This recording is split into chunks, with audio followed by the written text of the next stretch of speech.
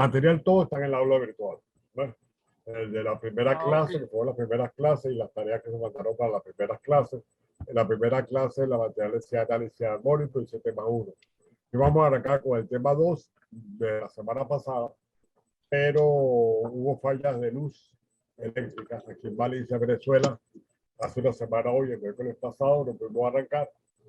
Después íbamos a trabajar el lunes. El lunes hubo una caída de WhatsApp. Yo quisiera ver si podíamos conectarnos todos por Telegram y hacer un grupo en Telegram para que pudiéramos trabajar. Bien. Vamos a ver si llega alguno de los dos de Ecuador o de nosotros, creo que de México, Moisés, y de Ecuador, Andrea, para arrancar el trabajo con ustedes. Le agradezco mucho, doctor. Lo que pasa es que, pues sí, hasta ahora he estado un poquito desubicado porque no encontraba el material y no encontré, pues, no me, mejor dicho, estaba un poco desubicado, pero ya una compañera me ubicó un poquito, entonces ya comienzo esta semana a trabajar y a empezar a mirar, a mostrar resultados y Sí. le pido pues, disculpas porque no he podido arrancar. Bueno, está bien, Patricio. O, en el grupo también correo, mi teléfono, y podemos conversar también.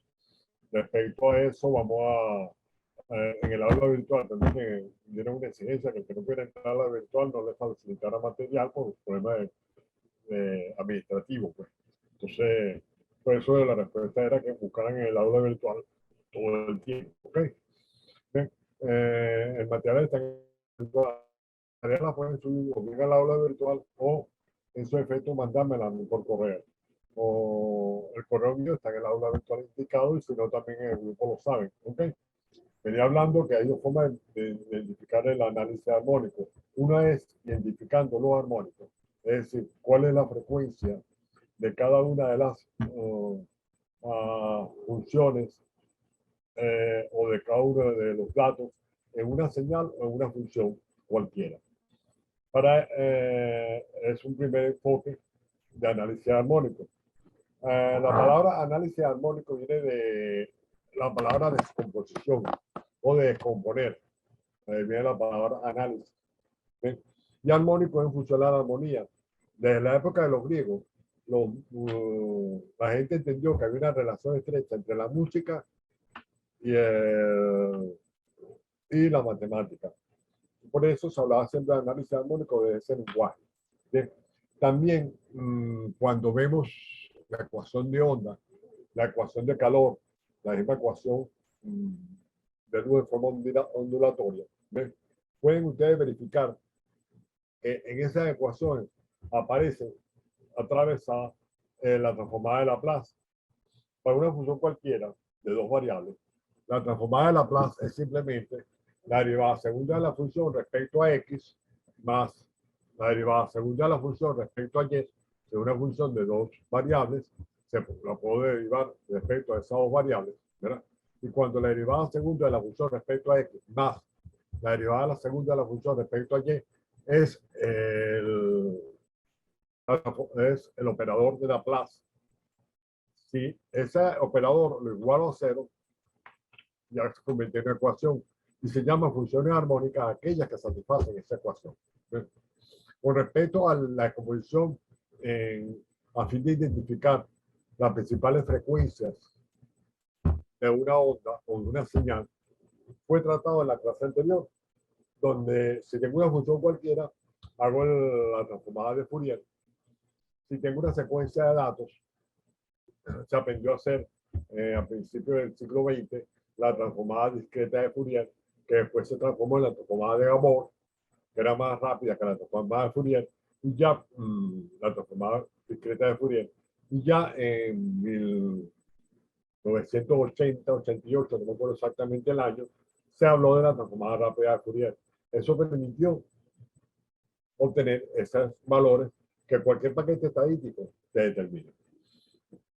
Otra forma, la segunda forma de ver es en función a aquellas funciones que llamamos armónicas. Que llamamos funciones armónicas, aquellas funciones que,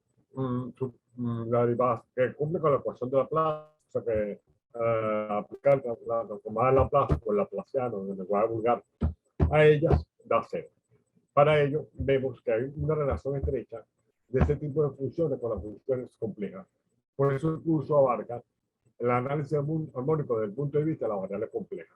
Vamos a ver cómo es que se hace aquí. Vamos a compartir pantalla. Compartir pantalla.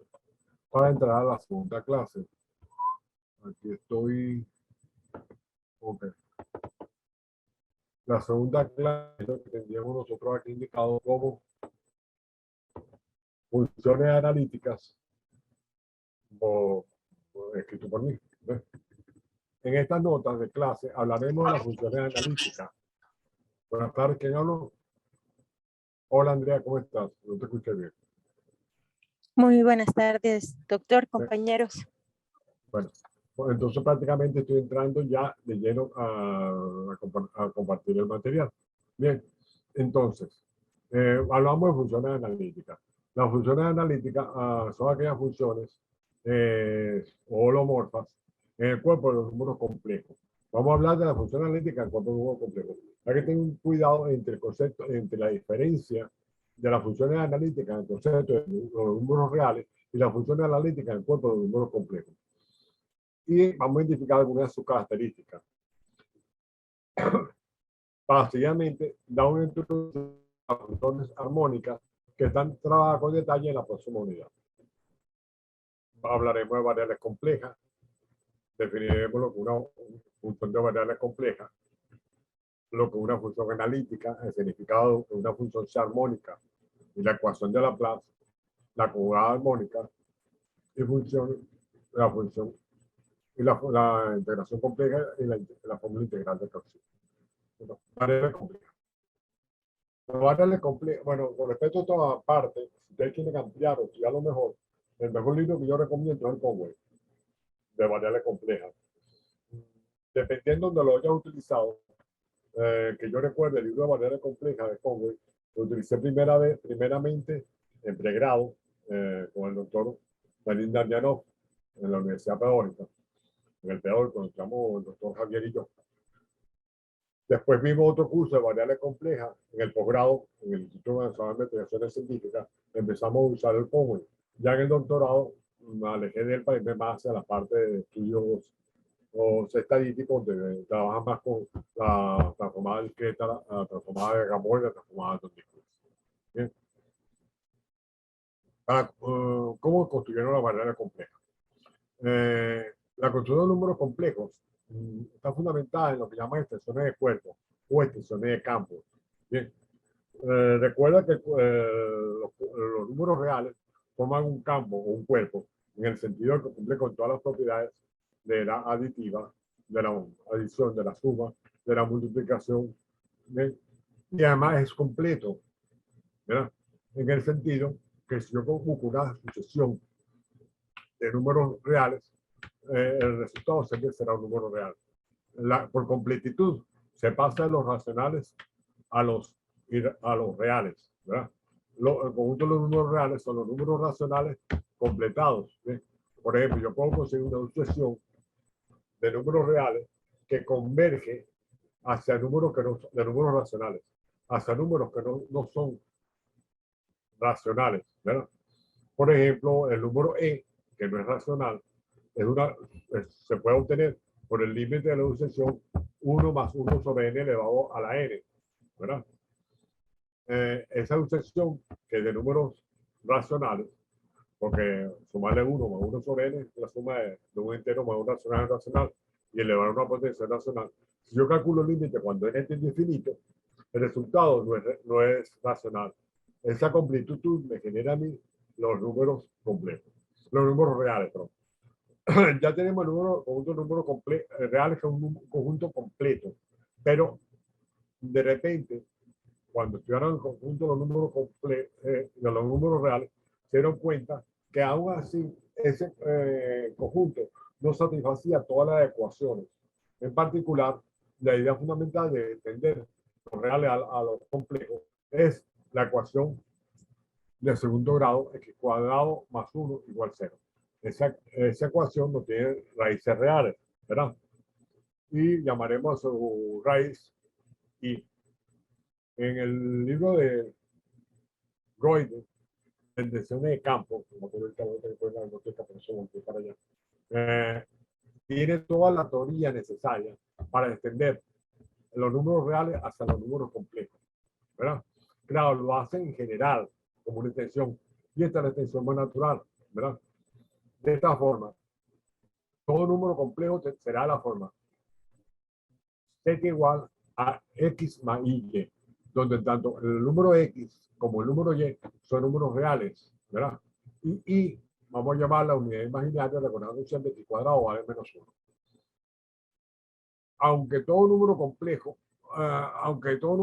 la definición le corresponde a un par ordenado en R2, no identifica directamente R2 o los reales, porque hay ciertas operaciones que veo en variables, funciones de dos variables, funciones de R2 en R2, ¿verdad? Estas funciones de dos variables de R2 en R2 son campos vectoriales, mientras aquí una función que va de los complejos a los complejos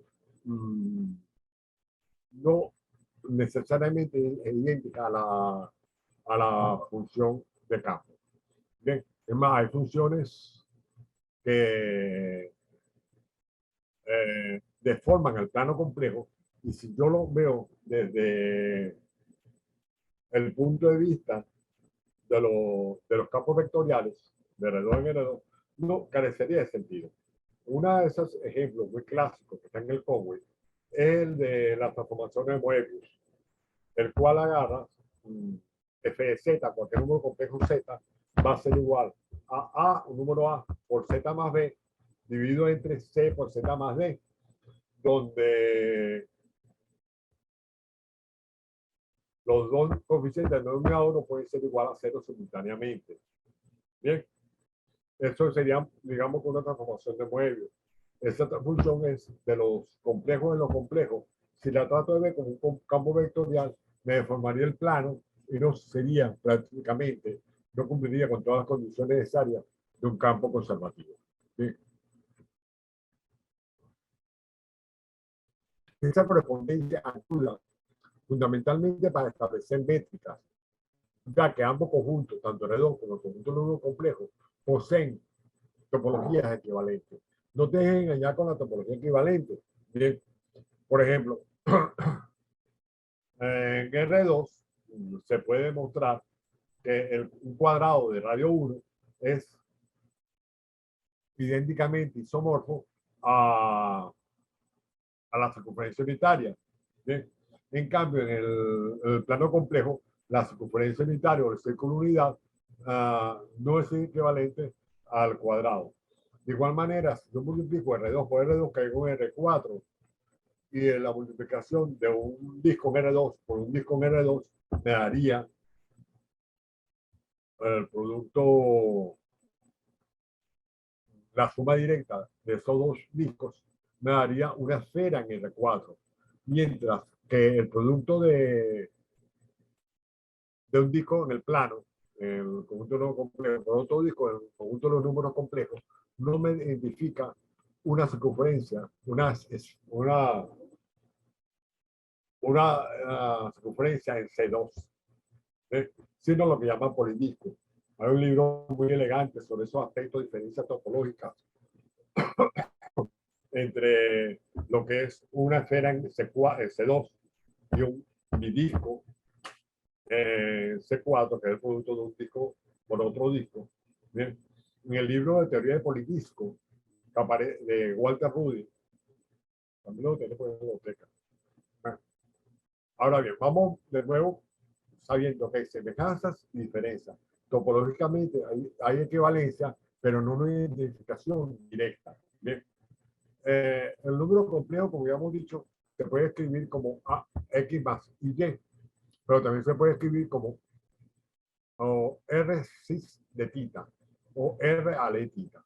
¿Qué significa R cis de tita? R por el coseno de I tita más I, R por el coseno de tita más I, el número complejo, la unidad imaginaria por el seno de tita.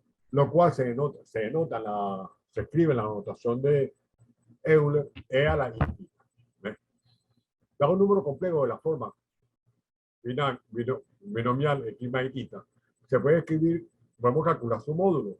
su módulo es la raíz cuadrada de la suma de las cuadradas de los componentes, y el ángulo que forma respecto al semieje real positivo, el arco tangente de y sobre, de y sobre x.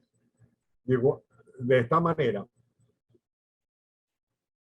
vemos el número complejo, x más z más y, multiplicamos y dividimos entre r. Quedaría r por x sobre r más y seno de r. Si tú dibujas un triángulo, no lo dibujé, yo flojera, sería r por x sobre r más y por y sobre r. Si tú agarras un triángulo y divides x en el ángulo, como es el ángulo respecto al eje semieje positivo y eje x, dividiendo el cateto adyacente entre el módulo, que va a ser papel de la hipotenusa, cateto adyacente de la hipotenusa del coseno, y en el caso de y sobre r, que es el seno, me sale la notación r igual a cis de tita, o en la fórmula, en la notación de Euler, o la fórmula de Euler, r igual a e a la i tita. Una función de una variable compleja es una función que me transforma cualquier número complejo en otro número complejo. Es una función de variable compleja, ¿verdad? En la notación R coseno de tita me dice no de tita, llamada la fórmula de Euler, la variable compleja, vemos esta característica: R de tita es coseno de tita más y seno de tita, y a la menos y tita es coseno de tita más y seno de tita. Si sumo los dos y despejo, saco unas cuentas, puedo llegar a las fórmulas de Euler del coseno y del seno. El coseno de tita es e a la tita más e a la menos i tita sobre 2, y el seno de tita de z es e a la i z menos e a la i z sobre 2i. De esa manera, vuelven a escribir la forma exponencial, que es e a la z. E a la z es e a la x cis de y. Se puede calcular el módulo, y el módulo de a a la z es el logaritmo, ¿no? Es la parte imaginaria de z. El módulo es el exponencial, es la parte real, y el argumento es la parte imaginaria. Una función periódica, a mí me comí la ecuación cual se me refería, desde que estoy hablando de la ecuación 5. Una función periódica es cualquier función que cumple con estas características, debido a la fórmula de tita. La función exponencial es periódica de longitud de periodo 2pi y k. Resulta ser, como puedes ver, la función exponencial en los números reales es periódico, una función creciente. En los números complejos, la función exponencial es periódica, pero el periodo se repite en la parte imaginaria sobre el eje. Cada 2pi y por cualquier k entero me da el mismo resultado. Si le sumo eso a cualquier número, a calcular la función exponencial. De esa manera, el plano puede ser dividido en infinitas líneas horizontales. ¿Bien? Y la función exponencial se comportará igualmente en cada una de estas franjas. Por eso podemos ver, bajo esta notación, que sí, la función exponencial es una función que es periódica, y podemos hablar de análisis complejo, porque al fin y al cabo el análisis armónico o el análisis armónico obedece a funciones que son periódicas. Vemos cómo se define la función logaritmo a partir de la función exponencial. ¿Bien? Y el logaritmo de cualquier función exponencial va a ser el logaritmo de la parte real, perdón, del módulo del logaritmo de cualquier número complejo z va a ser el logaritmo del módulo de z, el módulo de z, el logaritmo de su módulo, el logaritmo del número real, más z, más parte imaginaria, el argumento de z más 2 pi. Para todo k más 2 pi k, para todo k entero. Entonces, la función logaritmo difiere porque para cada valor de K en esa expresión me da un logaritmo diferente. Una función en el plano que es un dominio, una región en el plano es un dominio que sea abierto y conexo. Vemos que la rama del logaritmo está definida en cada uno de esos franjas horizontales como una función logaritmo, la cual define la rama del logaritmo. Si G es una región abierta y conexa, entonces la totalidad de la rama define la función logaritmo, y la función logaritmo va a ser periódica de periodo 2K, 2 pi K I, para todo K entero. Y el ejercicio sería probar esa expresión en función a lo anterior. Ahí vemos ya cierta diferencia, porque la función logaritmo exponencial no obedecerá a periodo y son directamente inversas la una a la otra. En cambio, en la variable es compleja. Seguidamente, vamos a recordarlo con una función analítica. Para recordar una función analítica, recordemos lo que es una serie de potencias, que es una serie convergente. Una serie convergente, cuando la suma de las fueres convergen en el sentido que la serie converge a un valor z, si dado epsilon mayor que 0 existe un número natural tal que la sucesión hasta n menos z sea menor que epsilon, siempre que el m que estoy poniendo aquí arriba sea mayor que el grande, el que existe. ¿Bien? Una serie converge absolutamente si la serie de los valores absolutos convergen. Esos son los mismos criterios de convergencia que había en serie de números reales en el curso de cálculo 2 de pregrado. Cuando necesita confusión, en muchos casos, en el caso de una serie de n igual a 0 infinito, sobreentendemos el serio del infinito y escribimos simplemente la serie de los A sub n. Y esto es un número complejo, la serie representa al número complejo al cual converge la serie de por sí. Una proposición básica de que si una serie converge absolutamente, entonces la serie converge. Cuidado que lo recíproco es falso. ¿Sí? Por ejemplo, la serie armónica, la serie de menos 1 a la n sobre n, menos 1 a la n sobre n, ella converge. Se puede sacar la cuenta de que si tú pones un medio menos un tercio más un cuarto menos un quinto más un octavo menos un cuarto menos un quinto más un sexto menos un sexto más un octavo, cada que sea un palo poco negativo, cada que sea palo poco positivo y subo, puedo observar que esa serie converge. En cambio, si paso a valor absoluto, un medio más un tercio más un cuarto más un quinto, la serie va a valor absoluto, no. Entonces, el hecho de que la serie converja no significa que la serie converja absolutamente. Por contrario, sí. Si la serie converge absolutamente, entonces la serie converge.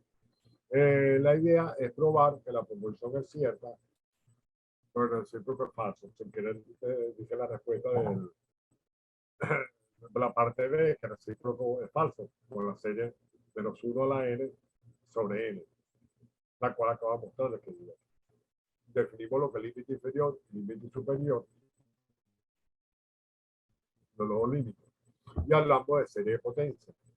Una serie de potencia, en un entorno A de un punto Z, una serie de potencia es esta expresión, la serie de 1 hasta n de ciertos valores a su n por z menos a la n. El caso más clásico es la serie de n igual a 0 hasta infinito de z a la n, simplemente colocando z a la n. Esa serie se puede mostrar por medio de serie geométrica, que cuando el módulo de z es menor que 1, esa serie converge específicamente a 1 sobre 1 menos 1 sobre 1 menos z. Y la convergencia, claro, es absoluta. Bien. la expresión de cómo se calcula el radio de convergencia, este teorema, y que cuando el valor está más pequeño del radio de convergencia, la serie converge absolutamente. En el caso de arriba, el radio de convergencia, en el ejemplo, es 1. ¿Bien? Seguimos viendo. Aquí me lo que la característica O. Si es mayor que R, entonces la serie diverge para que R sea el radio de convergencia. Si es un radio de convergencia, si es mayor, la serie diverge. Y si estoy entre R y R grande, la serie converge en estos casos. El radio de convergencia es el único que satisface la condición 1 y 2. Aquí en la condición 2 debe decir mayor, no menor, ¿ok? Ya lo pasaré en yo lo voy a dar una virtual. ¿Ok? Otra propiedad es que si tengo el radio de convergencia, una serie de potencias, el radio de convergencia lo puedo calcular como A sub n en límite cuando n tiende infinito, A sub n sobre A sub n menos 1. Cuando este límite existe. Otra propiedad. Si tengo dos series convergentes, entonces la suma de las series convergentes converge y la multiplicación de escalares por la serie convergente. O otras palabras, la serie de potencias convergentes, o las series cualesquiera convergentes, forman un espacio vectorial. ¿Verdad? Y si tengo dos series de potencias, absolutamente, dos series cualquiera absolutamente convergentes, puedo calcular la serie producto como esa expresión que está aquí. Esa expresión que suena muy teórica para calcular la serie de productos es utilizada en muchos ejercicios. Por ejemplo, si yo quiero calcular, donde tú me lo esperas, la liebre, ¿no? Es un ejercicio de teoría de modelos estadísticos. Yo quiero calcular el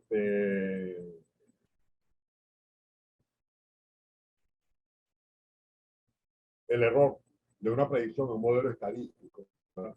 Para calcular el error, busco en una serie temporal, no una serie de potencia. Busco la serie de los coeficientes de desarrollo de Wald, ¿verdad? Pero usualmente tú tienes los coeficientes autorregresivos y la serie de los desarrollos de Wald son la serie completa en medida móvil. Eso se calcula como el inverso multiplicativo de los coeficientes autorregresivos. Y para calcular los coeficientes autorregresivos, se va a utilizar esta fórmula de C sub n que aparece en la proposición 4 para poder calcular el desarrollo de Wald. Y a partir del desarrollo de Wald, yo puedo calcular cuál es el error de una predicción cualquiera. ¿Bien?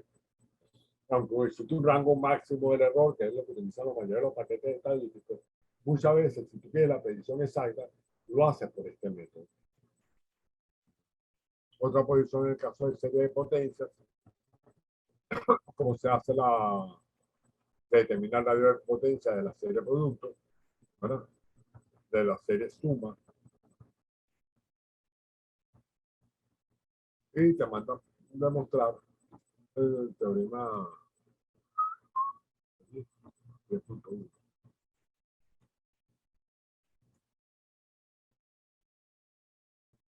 El que tiene más ilusión el aspecto 2, que es mayor que. La demostración la puedes conseguir en el libro de Conway, como le dije a ustedes, como parte de la tarea. O en cualquier libro de variable compleja. Y las proposiciones anteriores que están enunciadas. Ahora vamos a hablar de funciones analíticas. Esta es otra de las diferencias fundamentales entre las funciones del cálculo real y el cálculo complejo. En el cálculo real, las funciones analíticas son solamente aquellas funciones que pueden ser escritas como serie de potencias. En el cálculo complejo, una función analítica o holomorfa es otra cosa. Entonces, vamos a recordar un poquito de funciones reales, ¿verdad? Recordemos lo que habíamos dicho, o lo que se ha dicho en análisis funcional, o en el mismo curso de cálculo o análisis 1, en el cual te dice que una función es continua cuando existe el límite para todo punto y el límite de la función es exactamente el valor de la función. Esas funciones continuas las anotaba por C0. Si hablamos de la función con intervalo AB, la anotamos por C0 en el intervalo AB. Yo la puedo diferenciar y el límite de la derivada siempre existe y coincide con un valor de la función. Decimos que la función es continua en cada punto. Si es continua en cada punto en un intervalo AB, decimos que es continua en todo el intervalo. Y todas las funciones que son continuas, con derivada continua o diferenciables, con derivada continua en el intervalo AB, se nota como las funciones C1 del intervalo AB. Fíjate, estoy hablando de un intervalo AB que viene siendo un conjunto cerrado y acotado, o un conjunto compacto. Es decir, que esto que llamamos nosotros funciones continuas, los números reales, la puedo generalizar a cualquier espacio topológico como las funciones continuas sobre cualquier compacto K. Si su derivada también es continua en el lenguaje topológico, se dice que son funciones C1 del compacto K, o en este caso, en el intervalo AB. Si calculo la segunda derivada y obtengo que el límite de la segunda derivada para un punto en que su cero existe, y de nuevo coincide con el valor en el punto, se dice que la función es igual en ese punto. Y el conjunto de todas las funciones con segunda derivada continua lo llamamos C2. Puedo seguir C2. Bueno, puedo seguir así indefinidamente, derivando n veces y hablando del conjunto Cn. Y si lo hago infinitas veces, el conjunto C infinito, ¿verdad? ¿Qué significa C infinito? Todas aquellas funciones que son continuas, con derivadas continuas, con todas las derivadas son continuas en un intervalo AB. Son las funciones C infinito en un intervalo AB. En el cálculo real, esas funciones son las funciones C infinito en intervalo AB. En topología real, las funciones C infinito son un compacto K. ¿Sí? Y además, la función tiene serie de potencias y el radio es mayor, cubre al intervalo AB, entonces decimos que la función es C omega o real analítica del intervalo AB. Y lo denotamos como C omega del intervalo AB. De esa manera tenemos este conjunto de contenciones, ¿sí? Donde las funciones C0 están contenidas las funciones C1, que están contenidas las funciones C2, que están contenidas sucesivamente hasta las funciones Cn para todo n, que están contenidas sucesivamente a las funciones C infinito, que están contenidas en el conjunto de las funciones C analíticas. En el cálculo real es fácil ver que hay funciones que son C0 y no C1. Por ejemplo, en intervalo menos 1, 1, por decir algo, la función valor absoluto, ¿sí? Es continua en el intervalo menos 1, 1. Pero si yo la derivo, ¿verdad? Su derivada es continua antes de 0 y después de 0, que el 0 no. Porque si me acerco por la izquierda, la pendiente sería menos 1, si me acerco por la derecha es 1. Entonces no tiene derivada en el 0, o sea que no es C1. De esa misma manera puedo conseguir funciones que son C1 pero no C2, o C2 pero no C3, y así sucesivamente. Es más, hay una edición muy interesante, el libro Análisis, no el cálculo de Apóstol, sino el libro que se llama Análisis de Apóstol, que demuestra que hay funciones que son C infinito, o sea que se pueden calcular ella y todas sus derivadas son continuas, pero no se pueden escribir como serie de potencia. ¿Ven? Es decir, que son el simbolito ese que puse como una especie de ángulo abierto en una vía horizontal o ángulo abierto, va a denotar su espacio estricto. O sea que la contención no necesariamente no acepta la igualdad. Son sus espacios, pero no son sus espacios propios. No coinciden con el espacio general. ¿Verdad? Entonces, tenemos que ese tipo de contención es de sus espacios, ¿verdad? Propios, o sea, son sus espacios estrictos, no coinciden con el espacio siguiente. Bien.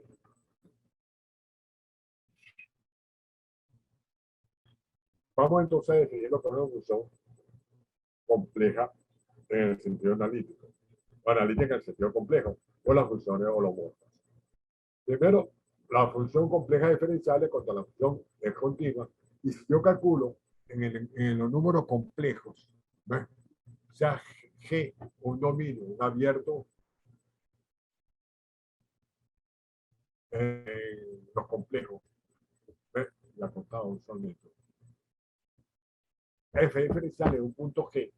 Claro, tiene que ser acostado porque si no, no puedo ganar el punto infinito. Es un punto G, A en G, cuando la definición de la derivada existe, y eso coincide con la derivada, ¿verdad? Será una función diferenciable, entonces lo notamos con la diferencial. Si la derivada es continua, se dice que la función es continuamente diferenciable. Si es dos veces diferenciable es lo mismo. Entonces, un teorema básico es que si es diferenciable, entonces es continua. ¿Sí?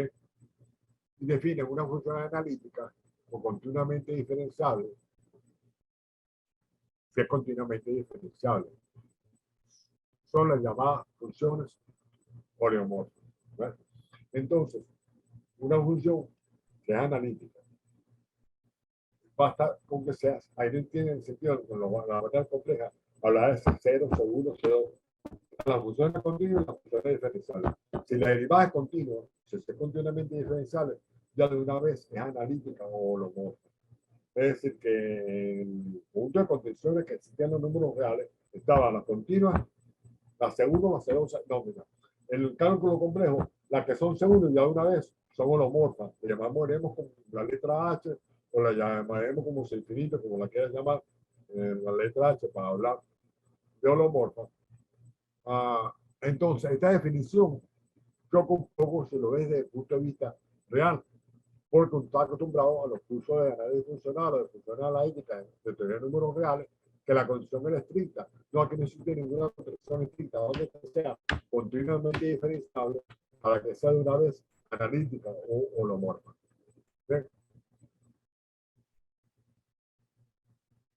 Un ejemplo bonito. La función f de z igual a módulo de z al cuadrado tiene una derivada continua solo en z igual 0, pero la función real de R2 en R2 dado por x cuadrado más y cuadrado es una función flecha diferenciable. Es un ejercicio muy interesante que está en contenido de análisis funcional. En el caso de todas las funciones analíticas, H sub G, H de G, son un dominio, una región G, lo vamos a notar con la letra H sub G, para saber que estamos hablando de funciones holomorfas. Bien, es un espacio vectorial, el cual cumple con la característica de que es un espacio vectorial. Además, si yo multiplico cualquier escalar A por F más otro escalar B por G, la otra función analítica, si pongo dos funciones analíticas, donde la función compleja está definida, es analítica, y la función de identidad A es satisface calcular la identidad por la derecha o por la izquierda, la misma función que todo el tiempo. ¿Ves? Todas las funciones que son analíticas, que son holomorfas, tienen desarrollo en serie de potencia. ¿Ves? Dentro de una bola centrada en un punto A, en la serie de potencia, de un radio R, sería calcular el radio de convergencia. Ahí tenemos, por ejemplo, que la función logaritmo, ¿verdad?, es holomorfa en cualquier región que incluya al cero. ¿Ves? Y que esté dentro de una de las, bueno, cualquier región que incluya al cero. ¿Ves?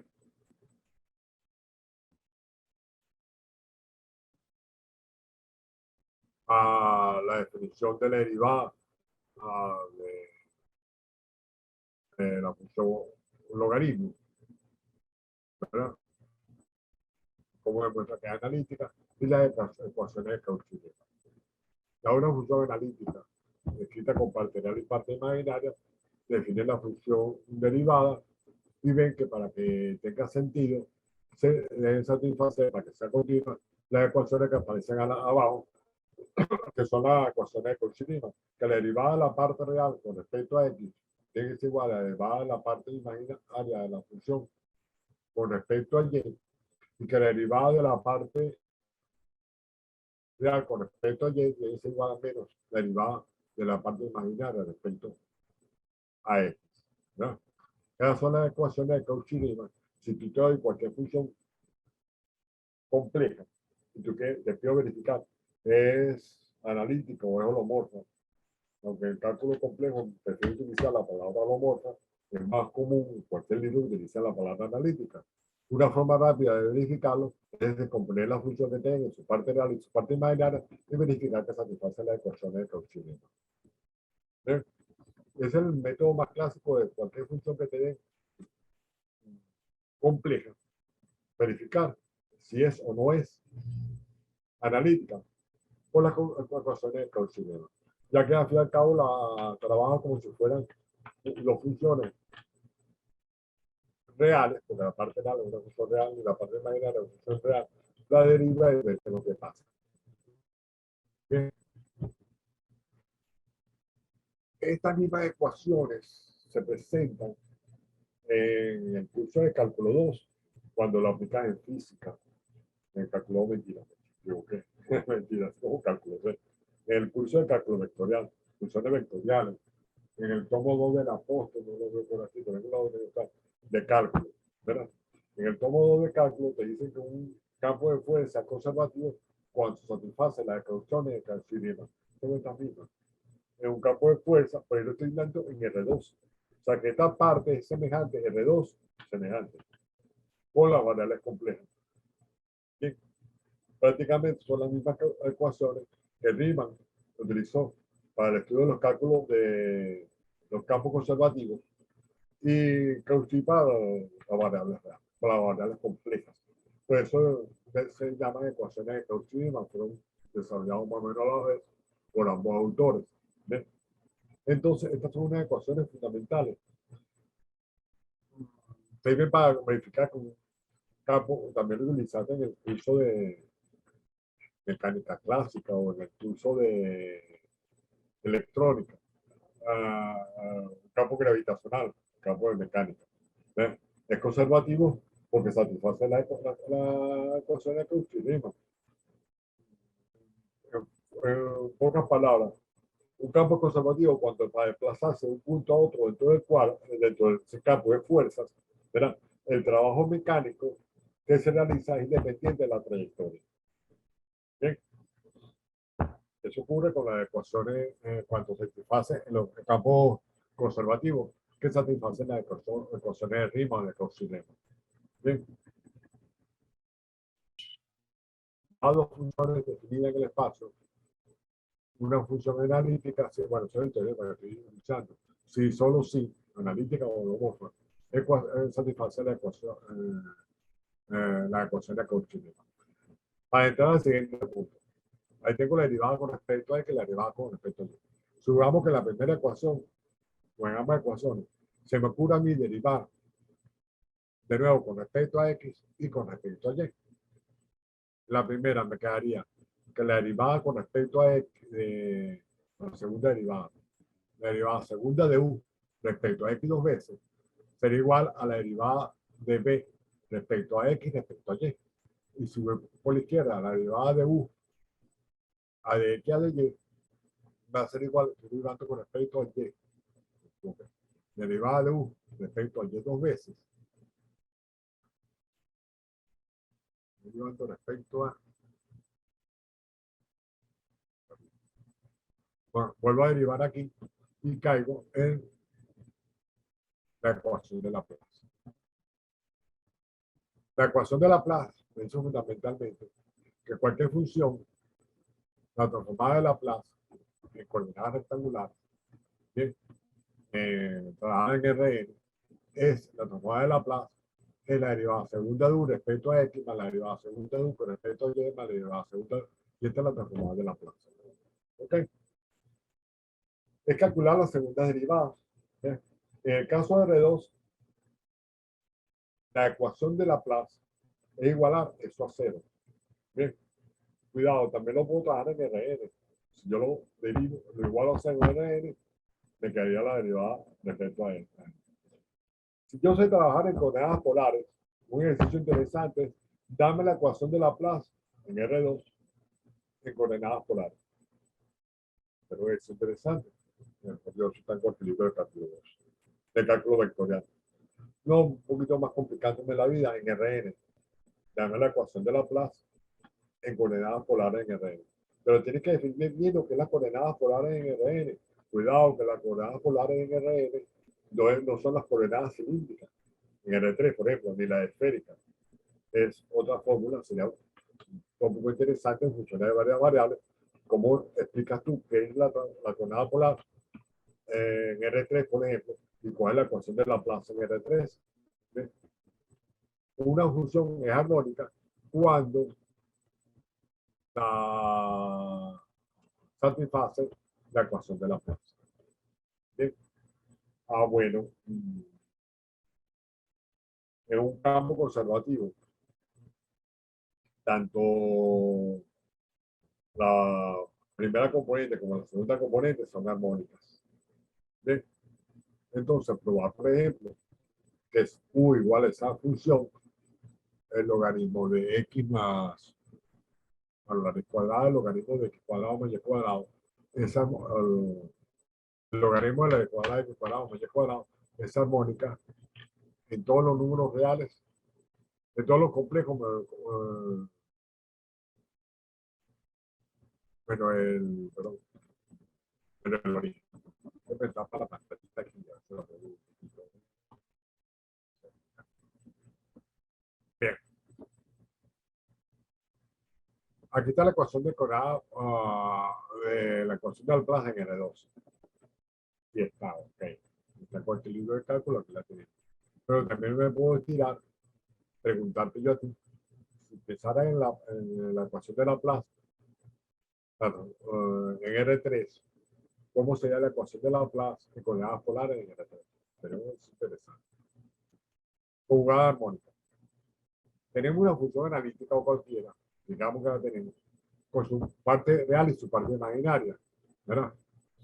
La parte real y la parte imaginaria tienen segunda derivada continua. ¿Sí?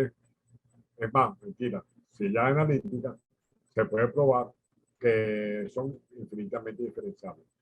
Al calcular la segunda derivada, se concluye que tanto la parte real como la función parte real U y la función parte real imaginaria B son funciones armónicas. ¿Ves? Entonces, en ese caso, si ellas forman una función analítica, ¿ves? La parte B se dice que es la conjugada armónica de U. ¿Ok? Si tengo una ecuación en el plano y U es armónica, la pregunta es, ¿existe una función B tal que G sea analítica formada por U y B? Es decir, existe una conjugada armónica de la función U.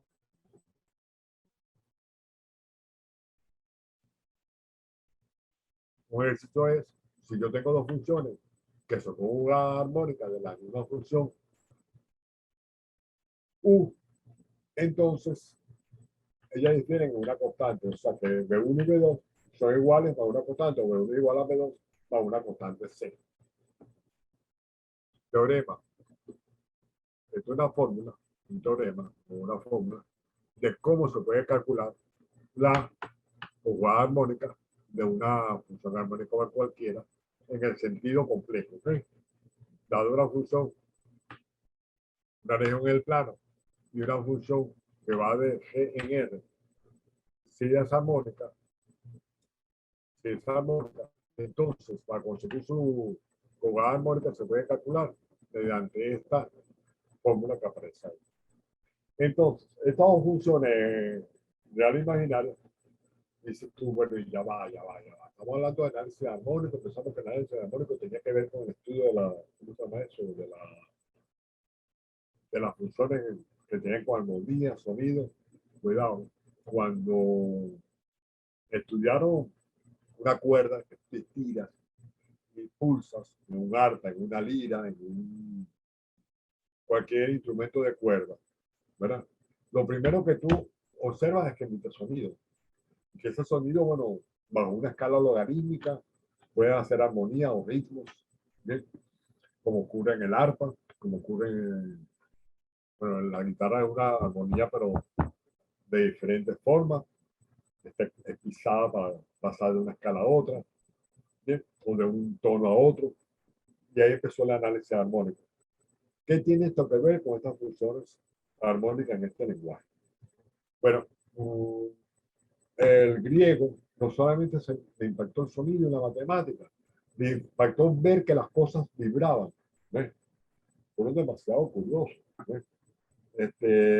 Agarraron un plato metálico. ¿No? Tú lo pulsas por abajo y produce un sonido. Le pones el plato grandote, le das un golpecito por abajo, produce un sonido. Pero supongo tú que a alguien se le ocurrió poner encima un líquido, aceite de óleo, de oliva. Ah, no, se llama aceite, ¿verdad? Óleo, aceite. Cuando tú lo golpeabas, veías como las ondas se movían en el líquido. Bueno, y en el mar también. Había cierto el oleaje, tenía una relación con ciertos sonidos. Es más, cuando temblaba, evidentemente, tú sentías el sonido y sentías la vibración de la tierra. Además.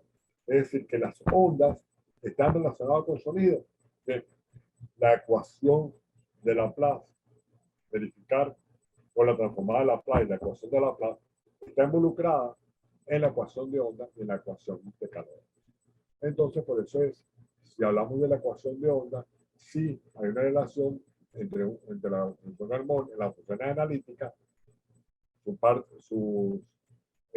parte de la imaginaria, que son funciones armónicas, y demás.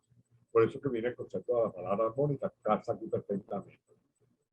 La integración de funciones complejas a lo largo de un camino están definidas por la integral de Riemann-Stieltjes, como se define específicamente aquí, por el sistema de integración. Donde gamma es un camino cualquiera rectificable si la función es de variación acotada. Si una función es analítica, ¿verdad?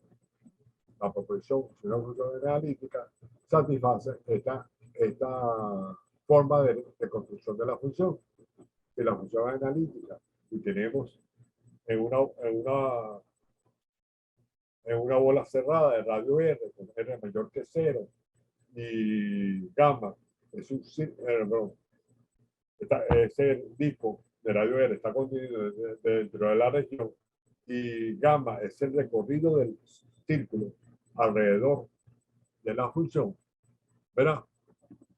La función se puede recuperar mediante esta fórmula, como aparece aquí. Siempre que z menos a sea menor que 0. Como está aquí explicado.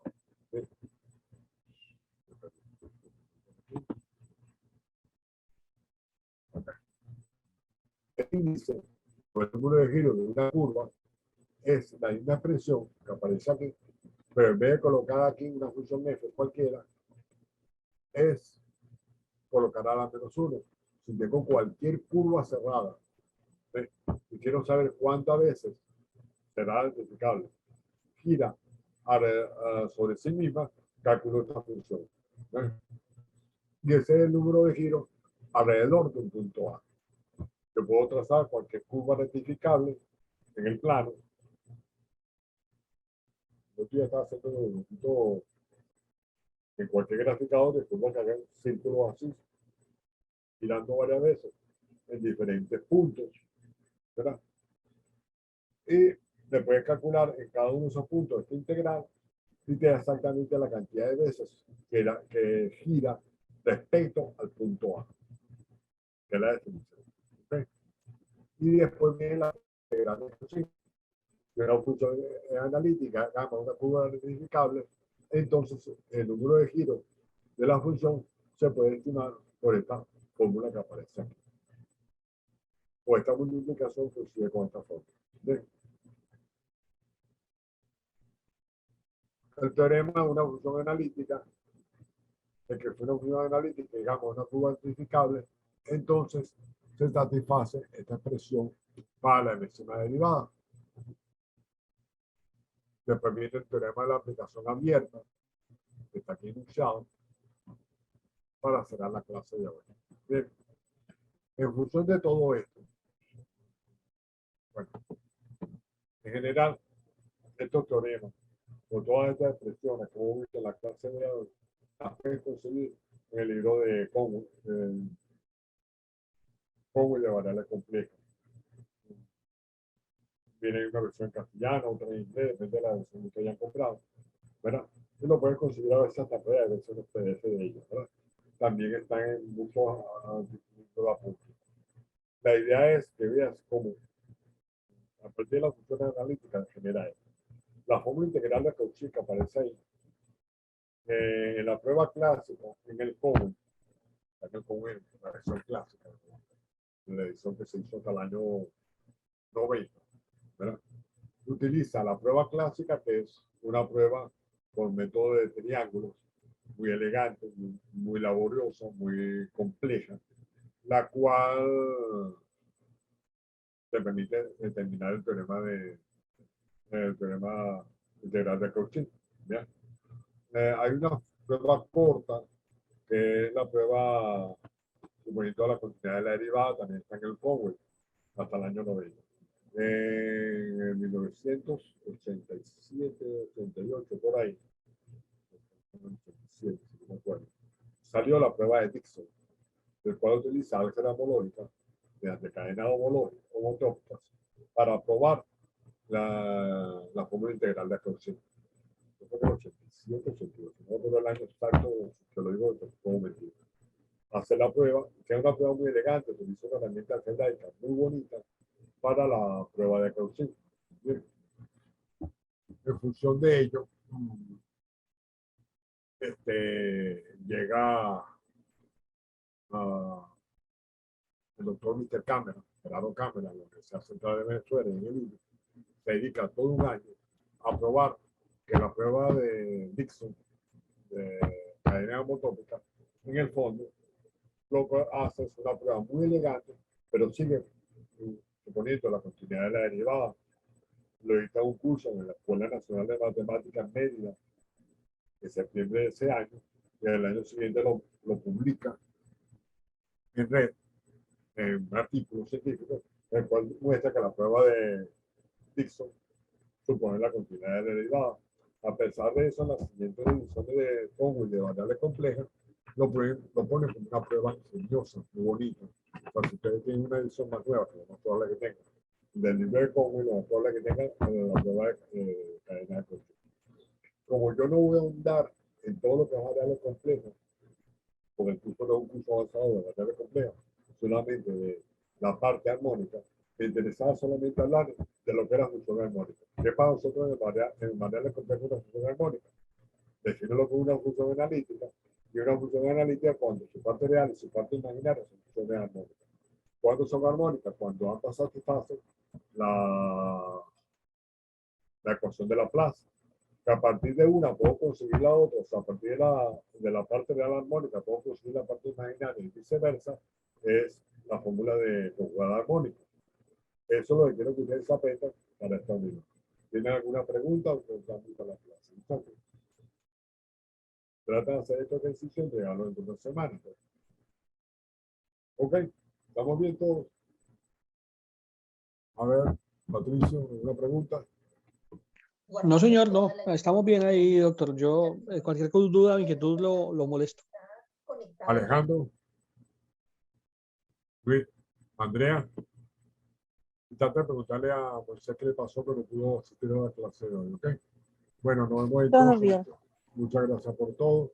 Nos vemos el lunes, Dios mediante, sin más fallas tecnológicas. Bueno, hoy subo un poquito, aquí en Venezuela, la conexión de hace días, ya que salió Facebook, está malísimo. Bueno, yo voy a abrir el correo electrónico y tengo que esperar casi media hora a veces para que el primer abra. Me abre más rápido en el teléfono, la computadora, por una conexión de red. Y ahorita, como pueden ver, pues, la clase se cayó, era una señal. Por eso es deficiente y de repente se cayó, volvió a entrar. Está fallando las redes por el tema de la conectividad en Venezuela, pero todas las clases las he dado perfectamente. Hay otros métodos para dar las clases, sí la hay. Está Jitsi, Jitsi es muy elegante, pero Jitsi a la hora de compartir pantalla es muy difícil. Y en el Jitsi, que les gusta a ellos, como teoría de la institución, grabar la clase, es Zoom es más fácil que grabar la que Jitsi, y Jitsi es más complejo. Entonces, por eso se utiliza mucho Zoom. ya sea cada una de las herramientas mejor utilizadas. Bien, entonces estamos a la orden. Cualquier cosa pueden preguntar en el grupo, por chat, pueden consultar entre ustedes y entregarme la tarea de esta parte. Vamos a darle una semana a partir de hoy, aunque la fecha ya ha dicho otra cosa, es a partir del día de tercero de la clase. Y el lunes que viene vamos a con el tema de la unidad 3. ¿Ok? Muchas gracias por todo. Buenos días. Hasta luego. Hasta luego, gente. Muchas gracias. Nos vemos.